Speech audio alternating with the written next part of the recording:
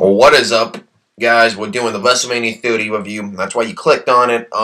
So let's go ahead and get right at it. Now, I thought this is a better WrestleMania than last year, but this one just had garbage and garbage and garbage ton of flaws. Alright, let's just go down. I'm literally filming this. The show just got over. So, let's go down. The Usos versus the Real Americans versus Los Matadores versus the, Ryback and Curtis Axel. The match was alright. Nothing absolutely special here. Had to give everyone pay-per-view spots. So they said just stick them in a match, you know. I thought it was alright, decent, nothing special. But,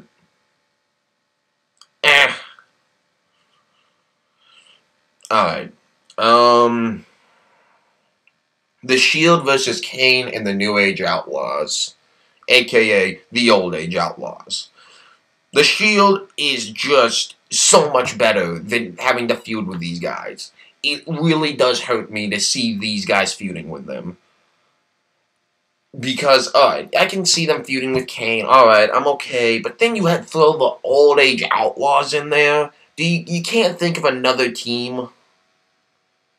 Anybody, a heel team that is actually good. Why don't you stick Luke Harper and Eric Rollins in there? Then you could give them pay-per-view spots that mattered. Alright. That match was, I thought it was alright. Again, I was like, this is already getting off to a great start. I guess we'll go, what should we do next? Let's do Daniel Bryan versus Triple H. Now, this was a good to alright match. The only thing I cared about was the ending product. And thank you, God, Daniel Bryan did it. Daniel Bryan beats Triple H. The Shield beat Kane and the New Age Outlaws, and the Usos retained, by the way. I'm sorry about that. But Daniel Bryan beat Triple H. That's all I cared about. The match could suck to hell and high water as long as Daniel Bryan got the pin. Okay. And then the Triple H did his, beat down because they're trying to make it seem like Daniel Bryan's win's impossible. Just like, the old Cinderella story. Okay. Doesn't matter. Daniel Bryan won. Alright. So, they completed one part of the puzzle. And I'm like, alright. I'm like, Game of Thrones premieres tonight. They're probably just sticking him in there so that way, because that way no one would care about it. So they would just skip and, just let Orton or Batista win. And I'm like, okay, Daniel Bryan won. So that just, so everyone could sit in there and, not watch Game of Thrones. I don't care about this. I like TNA better than WWE, and I don't care about Game of Thrones, and TNA didn't have anything on tonight. Because, okay. Then we're gonna go to Bray Wyatt versus John Cena. Now, John Cena versus Bray Wyatt was another decent, good match. Not a WrestleMania match. It's just my opinion is that this show kind of just kept tanking and tanking and tanking. The match itself was good, but it's still not a... Keep in mind, the two opening matches sucked, and Daniel Bryan versus Triple H was good, alright. And then this was kind of just a disappointment. The video package was so well done, I give them that. But the problem is that they don't, do anything special with it. I don't know what else to really say about it. John Cena beats Bray Wyatt, and, he's hugging his family and all that. I don't really know what to say. I mean, it was a good match. But, alright. Let's go ahead and I guess we'll do the Andre the Giant, the Memorial Battle Royal. I'm not doing this in any particular order because I honestly can't remember. I'm looking at a sheet because I'm forgetting all the matches. I just remember, the finishes and how I like them. I don't like that this Battle Royal was on there, honestly. It was another cluster just shit pile into here. It was a good match, but I like the finish. The finish was great. Now, I don't like the shaking the hands. I do like that. I don't really care about it. But they let the right guy go over in Antonio Cesaro. He easily deserves it. The fans get behind him like no other, and he deserves it. He's a great athlete. And he deserves it. I was no problems there. So I was like, thank you. WWE, right now the matches aren't the best in the world, but at least they're getting the finishes right. And that's okay. I was like, because I don't think WWE's wrestling still is all that special. Again, I bought Mania. It's the biggest show in wrestling history, and I need to, give you guys my review on it. Now it's time. The streak is over. I really do not know how to say this. Now, I want to go a little bit more in-depth into this match because towards the end, it was just like a finish off like last year's WrestleMania, John Cena versus The Rock. And, I'm going to play a little bit of both sides to the spectrum here. Is that, alright, we know Brock Lesnar can beat The Undertaker. We know it. He's done it countless times. He's did it in the Hell in a Cell a few years back. So, now, you have to expect that Brock Lesnar was going to do this, in my opinion. I didn't think the streak would end, but I would be mad because, okay, the streak, they did piss poor build-up. That's just the problem here. That's why everybody is pissed at you, WWE. Not that the streak is over, because we all expect that the streak cannot be over. And I even expected, after Undertaker's promo on Raw, that the streak was going to end when he said there's 3 things that are unbeatable. I think death, taxes, and the streak. And I'm like, oh, well, that's just kind of a key hint right there that the streak might indeed end. And I knew the streak would end, personally. Not at this match, but I knew it had to end eventually. And, again, I enjoyed that the streak is over because Taker's done now. But I'm just pissed that another reason that people are pissed is the guy you put it on.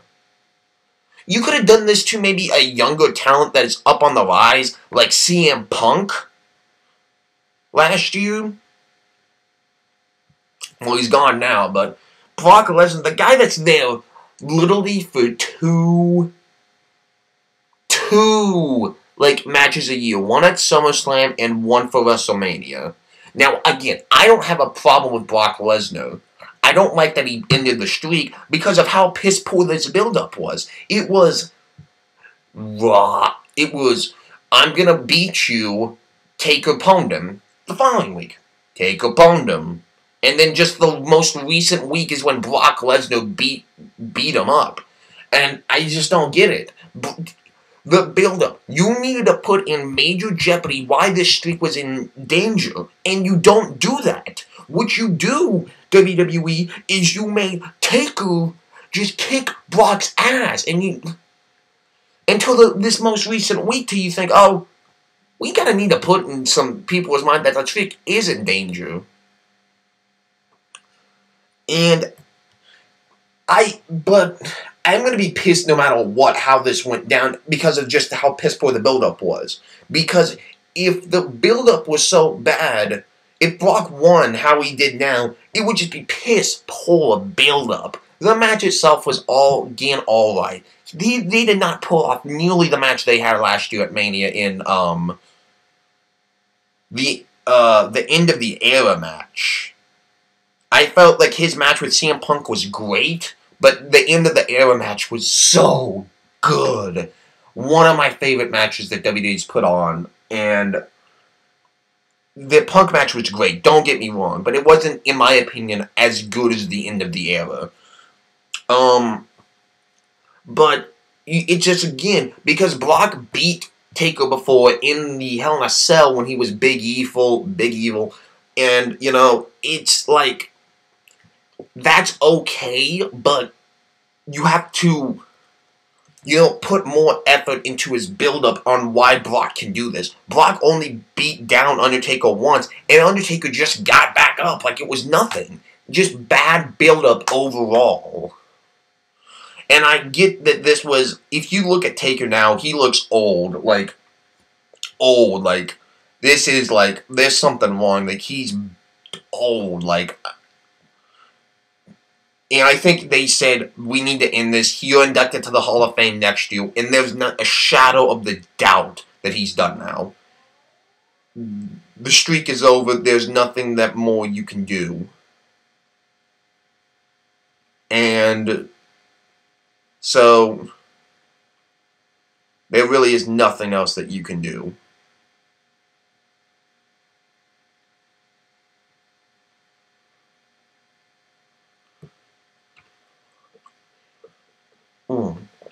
Sorry, I had to do that. I needed a drink. Brain fart. But, I mean, it's just, I'm trying to think about this, why they did this. Because it was this maybe a last minute call? Like, Taker saying, I'm done. Like, these past, 2 weeks of just traveling, I can't do it anymore. Because, the build-up, I don't know. The build-up was so bad, incredibly bad. And then this, and oh my god, I don't know how to explain this. This was, oh my god. It was so, it was not even that, it was a good match, nothing special, though. That was not a Taker-Mania match. And, because we've seen Brock, I'm stressing this, we've seen Brock beat Taker, so they're like, we have to let him do it, because Taker's even older now, and Brock is, I think, old, but he's not old enough to not be able to take down The Undertaker.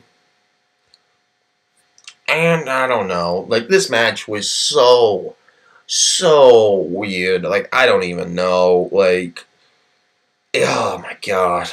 Oh, and I feel bad for the Divas having to follow this up. Really? That's when you stick the Divas in?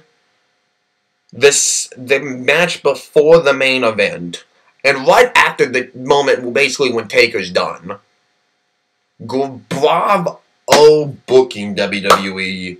You stick people that, keep in mind, this match, in my opinion, was just a clusterfuck.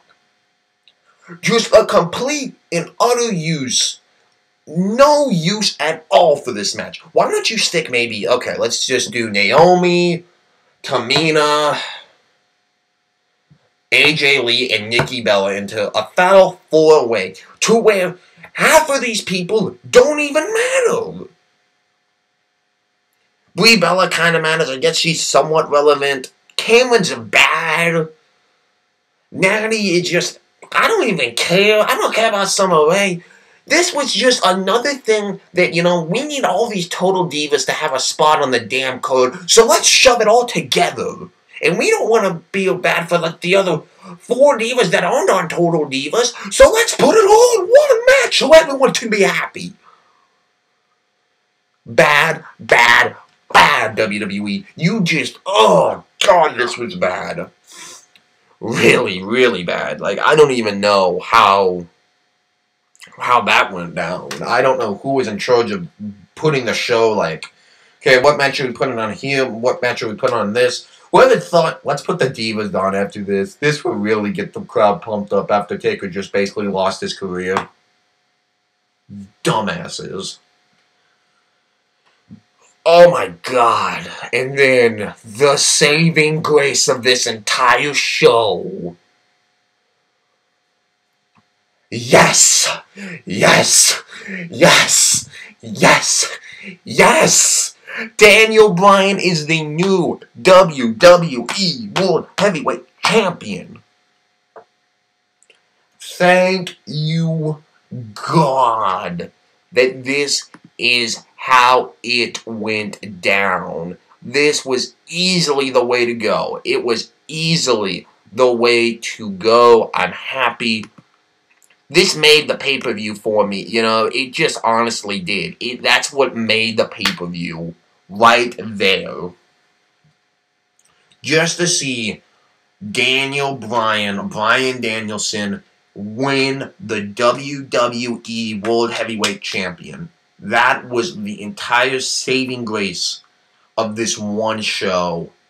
Felt so good to see this. Oh, that felt good. And, you know, as long I was like, this is how it's gonna happen. If Randy Orton wins, I rage. This would just, then I knew the only reason, they're like, oh, Game of Thrones premieres, let's put Daniel Bryan in the main event so we don't lose viewership. And then he won, and I was like, thank you, God. I was just chanting, yes, yes, yes, yes, yes, yes, yes, yes. So good. So good. I'm so happy that he was able to win that. It felt so, so good to see him do that.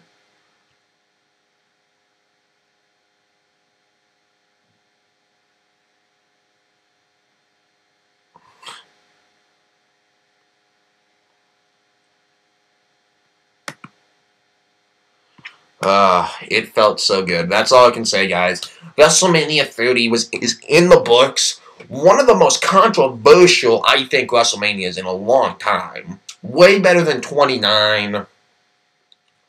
I give WrestleMania 30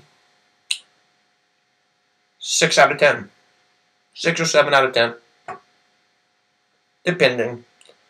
Just bad book, not really great build-up, except for the John Cena match and the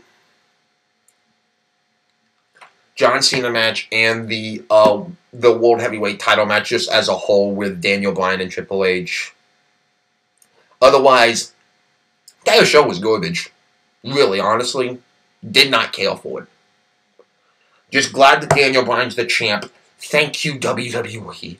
Because if you see my Elimination Chamber review, oh, wait, it was Royal Rumble. If you see my Royal Rumble review, oh, go watch it.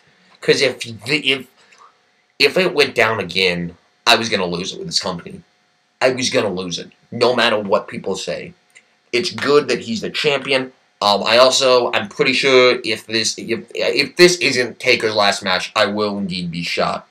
I want to say, Undertaker, you've had an amazing career. You have entertained so many people, and I want to give you a well